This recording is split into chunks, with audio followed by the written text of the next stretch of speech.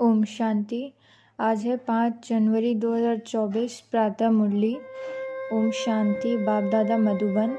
मीठे बच्चे, बाप समान रूहानी टीचर बनो।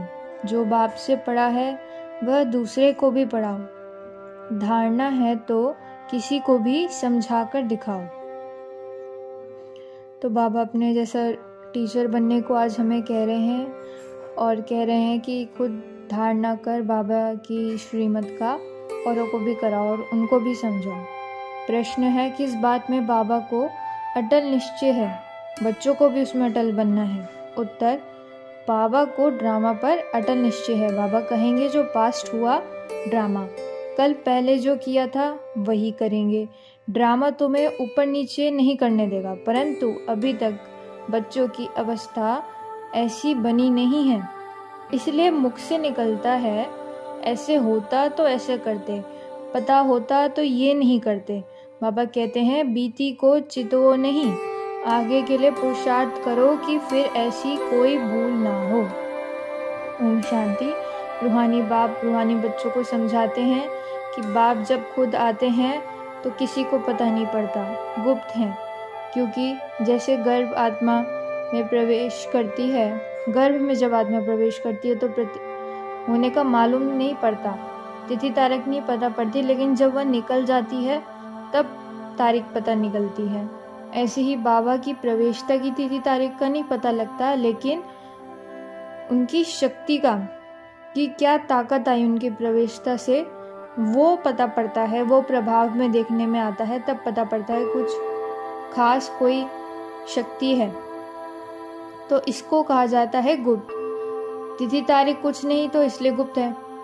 सूक्ष्म नूतन की स्थापना कब होती है ये कुछ नहीं कह सकते। सबसे मुख्य बात है मन मना भव। बाप कहते हैं अपने बाप को बुलाते हो कि आकर पतित पावन दुनिया बनाओ, पतित से पति को पावन बनाकर पावन दुनिया बनाओ। बाप समझाते हैं ड्रामा प्लान अनुसार जब उनको आना होता है तभी जरूर चेंज होता है। सतयुग से लेकर जो अब हो रहा है वो और त्रेता तक जो रिपीट हो रहा है वो सब रिपीट सेकंड बाय सेकंड होता जा रहा है। संवत भी पास होता जा रहा है, सतयुग भी पास्ट हो गया। तो बाप ने समझाया है पहले हम बाप से बिछड़े, इस बात पर ही गौर करना है। कैसे हमने 84 जन्म लिए फिर वही लेते हैं, कैसे 84 जन्म का हूबहू पार्ट रिपीट होता है, कैसे हमें 84 जन्म फिर लेने पड़ते हैं, कैसे सुख दुख का पार्ट फिर बजाना पड़ेगा। सतयुग में सुख होता है, सुख का पार्ट होता है, और नरक में यानी कलयुग में दुख का। सतयुग में जब मकान पुराना होता है तो छत बहती है, जब दुनिया में मकान पुराना होता है तो छत बहती है, तो फुड़ना हो जाता है कि इसकी मरम्मत करनी है। और जब पुराना होता है तब समझा जाता है कि रहने लायक नहीं है। ऐसे ही नई दुनिया के लिए कहेंगे कि नई दुनिया जब रहने लायक थी तब सतयुग थी, और जब नहीं है तो पुरानी हो गई है, पहले जैसी नई नहीं है, इसलिए कलयुग हो गई। तो अब हम बच्चों में बाबा बोलते हैं कि तुम बच्चों को ये ख्याल में आता है कोई तो इन बातों को समझ ना सके, गीता रामायण आदि सुनाते रहते हैं, उसमें ही बिजी रहते हैं। और बाप ने तुम्हें कितना समझदार बनाया। बाप कहते हैं बच्चे अब ये पुरानी दुनिया खत्म होने वाली है, अब नई दुनिया में चलना है। सब नहीं जाएंगे क्योंकि मुक्ति धाम में बैठ जाएं ये भी कायदा नहीं, प्रलय हो जाए। पुरानी दुनिया और नई दुनिया बहुत ही कल्याणकारी, उसमें सबसे कल्याणकारी है संगम युग है। अब चेंज होना है, फिर शांति धाम में जाएंगे। वहाँ सुख के भासना की भी कोई बात नहीं, क्योंकि वहाँ सिर्फ शांति है। गायन है ये विघ्न में, यज्ञ में विघ्न पड़े तो फिर पढ़ते रहेंगे, रिपीट होता रहेगा। तो अब हम बाबा कहते हैं कि तुम अब पक्के हो गए हो, ये स्थापना विनाश का कोई छोटा काम नहीं है। विघ्न किस बात में पड़ते हैं? बाप कहते हैं काम महाशत्रु है, इस पर ही अत्याचार होते हैं। द्रौपदी की विवाद है ना, ब्रह्मचर्य पर ही सारी खिटपिट है। सतो प्रधान से तमो प्रधान बनना है जरूर, सीढ़ी उतरनी पुरानी दुनिया होनी है जरूर। तो इन बातों को सिमरते रहो, समझते रहो, और फिर पढ़कर औरों को भी टीचर बनो, औरों को भी समझाओ। अपनी बुद्धि में तो ये नॉलेज रखो ही, और बाबा कहते हैं ये नॉलेज दूसरों के लिए भी तुम टीचर बन के उनको सिखाओ, उनको भी होशियार बनाओ। क्योंकि जैसे कहते हैं ना कि जो टीचर होशियार होते हैं, सीखे हुए होते हैं, तो उनको गवर्नमेंट भी पास करती है। तो बाबा कहते हैं तुम भी टीचर हो, बाप ने तुमको भी टीचर बनाया। एक टीचर क्या कर सकते हैं, तुम सब रूहानी टीचर बन, नॉलेज दो। ज्ञान तो बिल्कुल एक्यूरेट है मनुष्य से देवता बनने का। अभी जितना तुम बच्चे बाप को याद करते रहेंगे उतनी लाइट आती रहती है, तो मनुष्य को साक्षात्कार होता रहेगा, क्योंकि आत्मा प्योर बनेगी याद से। फिर किसी को साक्षात्कार भी हो सकता है। बाप मददगार है, बाप हमेशा बच्चों का मददगार है। अब पढ़ाई में नंबरवार हैं, हर एक की अपनी बुद्धि समझ सकते हैं कि कितनी धारणा है। किसी को समझाकर दिखाकर चेक कर सकते हैं। ये है धन देते नहीं तो कोई मानेंगे नहीं कि इनके पास धन है। धन दान करेंगे तो महादानी। ऐसे ही जब हम बाबा कहते हैं नॉलेज देंगे तब समझेंगे कि हमने भी बाबा से समझा है। तो महादानी बनो, महारथी, महावीर, बात एक ही है। सब एक जैसे तो हो ना सके, नंबरवार है। एक से एक बैठा माथा मारना होता है क्या? लोग तो अखबार में बहुत सुनाते हैं, बहुत अपने प्रचार करते हैं, तो फिर जब तुम्हारे पास आकर सुनते हैं तो कहते हैं हमने परमत पर क्या किया, यहाँ तो बहुत अच्छा है। तो एक एक को ठीक करने में मन लगती है, यहाँ भी कितनी मेहनत लगी। फिर कोई महारथी, कोई घोड़ेसवार, कोई प्यादा, ये ड्रामा में पार्ट है। ये तो समझते हो आखिरी जीत तुम्हारी होनी है, जो कल पहले बने थे वही बनेंगे। तो बाप राय देते हैं कि पुरुषार्थ करो, समझाने की कोशिश करो। पहले तो शिव बाबा के मंदिर में जाकर सर्विस करो। तुम पूछ सकते हो कि ये कौन है, इस पर क्यों पानी चढ़ाते हैं, तुम अच्छी तरह जानते हो। कहते हैं गई टांडे पर, यानी आग लेने, और मालिक होकर बैठ गई। तो ये दृष्टांत भी तुम्हारा है, तुम जाते हो जगाने के लिए। निमंत्रण ऐसा देकर आओ जो खुशी हो।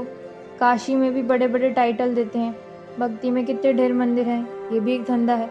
कोई अच्छी स्त्री देखी तो उनको गीता कंठ कराएं, आगे कर देते हैं, फिर जो कमाई होती वह मिल जाती। रिद्धि सिद्धि बहुत सीखते हैं, ऐसे स्थानों पर जाना चाहिए। तुम बच्चों को कभी शास्त्रार्थ नहीं करना चाहिए, तुमको जाकर बाप का परिचय देना है। मुक्तिदाता एक है, उनकी महिमा करनी है। बाकी मन मना भव का अर्थ है नहीं कि गंगा में जाकर, ये मतलब नहीं है। मन मना भव है अपने को आत्मा समझ, बाप को याद करो। माँ में एकम का अर्थ है कि मुझे याद करो, यानी एक बाबा को याद करो। मैं प्रतिज्ञा करता हूँ मैं तुम सबको पापों से मुक्त कर दूंगा। जब से रावण आया पाप शुरू हो गए, तो हमें भी अब उच्च पद पाने का पुरुषार्थ करना है। जैसे पोजीशन के लिए दिन रात मनुष्य मेहनत करते हैं, ये भी पढ़ाई है। इसमें कोई किताब आदि उठाने की बात नहीं। 84 का चक्र तो बुद्धि में आ गया, कोई बड़ी बात नहीं। 84 जन्म पूरे हम आत्मा वापस घर जाएंगे। सबको यही कहते रहो, माम एकम, याद करो, पावन जरूर बनो। तो बाबा योग में कहते हैं जरूर रहो, बच्चे कहते हैं नहीं रह सकते। अरे तुमको सम्मुख कह रहा हूँ मुझे याद करो, फिर योग अक्षर तुम क्यों कहते हो? योग कहने से ही तुम भूलते हो। बाप को कौन याद नहीं कर सकते? जब हम बाप अपने लौकिक माँ बाप को याद करते हैं तो यहाँ ये भी तो माँ बाप ही हैं, पारलौकिक माता पिता। ये भी पढ़ते हैं, सरस्वती भी पढ़ती है, पढ़ाने वाला एक ही बाप है। फिर औरों को समझाना है, शास्त्र पढ़ने की बात नहीं। सीढ़ी उतरते ही आते हैं शास्त्र पढ़ते हुए। तुम्हारा कोई दुश्मन नहीं है, तुमको समझाना है कि पाप और पुण्य कैसे जमा होते हैं, और कैसे रावण राज्य के बाद से ही तुमने पाप करने शुरू कर दिए और ये नई दुनिया पुरानी हो गई। तो बाप कहते हैं बेहद के बाप को याद करो, क्योंकि वही पतित पावन है, बाकी और कहीं जाने की जरूरत नहीं। पति स्त्री को कहते हैं श्री कृष्ण का चित्र घर में भी है, फिर बाहर क्यों जाती हो, क्या फर्क है? पति परमेश्वर है, इसको भी नहीं मानते। भक्ति मार्ग में दूर दूर ऊंचा मंदिर बनाते, जो मनुष्यों का मन होता। तो बाप समझाते हैं कि ये भी रस्म पड़ी हुई है। शिव काशी में तीर्थ करने जाते, परंतु प्राप्ति वहां भी कुछ नहीं। तो अब हमको श्रीमत मिली है कि हमको कहीं जाना नहीं है। जिसको हमारे पति का के माँ में सब याद करते हैं, वह पति परमेश्वर तथा पिता परमेश्वर एक ही हैं। हम सबको उनको ही याद करना है, तभी हमारे विकर्म विनाश होंगे। बाबा कहते हैं तुम्हारी ज्योति अब जग रही है, तो तुम्हारे से मनुष्यों को लाइट देखने में आती है। बाप बच्चों का नाम तो बाला करते हैं ना। सुदेश बच्ची समझाने में बड़ी तीखी है, पुरुषार्थ बहुत अच्छा किया तो पुरानों से भी आगे गई है। इसमें भी जास्ती पुरुषार्थ कर आगे चली जाएगी। सारा मदार पुरुषार्थ पर है, हार्ट फेल नहीं होना है। पिछाड़ी में भी आए तो भी सेकंड में जीवन मुक्ति पा सकते हैं। दिन प्रतिदिन ऐसा बहुत होगा। ड्रामा में तुम्हारा पार्ट ही विजय का है। और कोई सत्संगों में विघ्न नहीं पड़ते जैसे यहाँ पड़ते हैं। यहाँ पर विकारों पर हंगामा होता है। अमृत छोड़ विष काहे को पिए, तो ज्ञान देवी देवता धर्म की स्थापना हो जाती है। सतयुग में रावण राज्य नहीं हो सकता, तो राम राज्य के बाजू में ही रावण राज्य भी दिखाया है। तुम टाइम भी दिखाते हो। ये है संगम। दुनिया बदल रही है। स्थापना पालना विनाश कराने वाले एक बाबा हैं। ऐ बहुत सहज, परंतु धारणा पूरी नहीं होती तो बातें भी याद नहीं रहती, ज्ञान और योग सब भूल जाता। तो हम कौन है? ऊंचे ते ऊंच भगवान की संतान। सॉल्वेंट होना है, धन मिलता है, खर्चा भी आता जाता है। बाप कहते हैं उड्डी बढ़ती जाएगी, पहले मिसल ही तुम खर्चा करेंगे। कम ज्यादा ड्रामा करने की बात नहीं। ड्रामा पर बाबा का टल निश्चय जो पास हुआ ड्रामा, ऐसी अवस्था हमारी अभी तक नहीं आई है। तो बाबा कहते हैं कि फिर बच्चे कहते हैं ऐसे होता तो ऐसे नहीं करते, ऐसे पता होता फिर आगे नहीं करेंगे।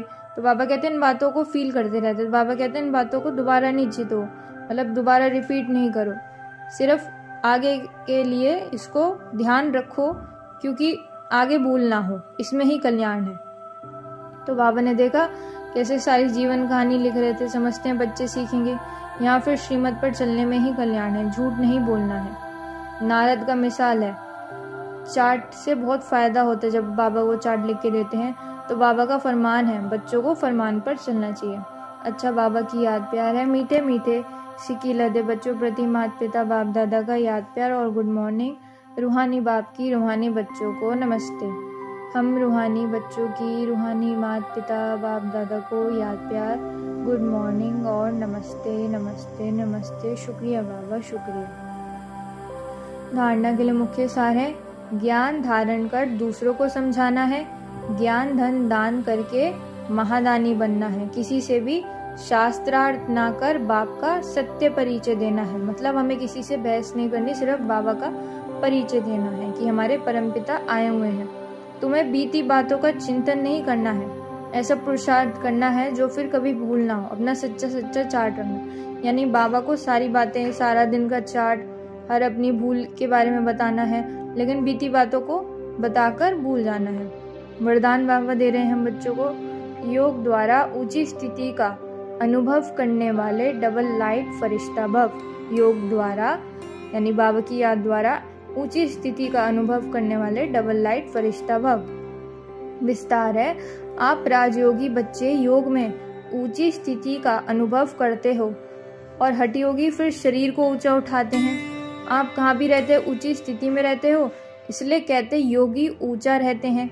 आपके मन की स्थिति का स्थान ऊंचा है क्योंकि डबल लाइट बन गए। वैसे भी कहा जाता है कि फरिश्तों के पांव धरनी पर नहीं होते। फरिश्ता अर्थात जिसकी बुद्धि रूपी पांव धरती पर ना हो, देह भान में ना हो, पुरानी दुनिया से कोई लगाव ना हो।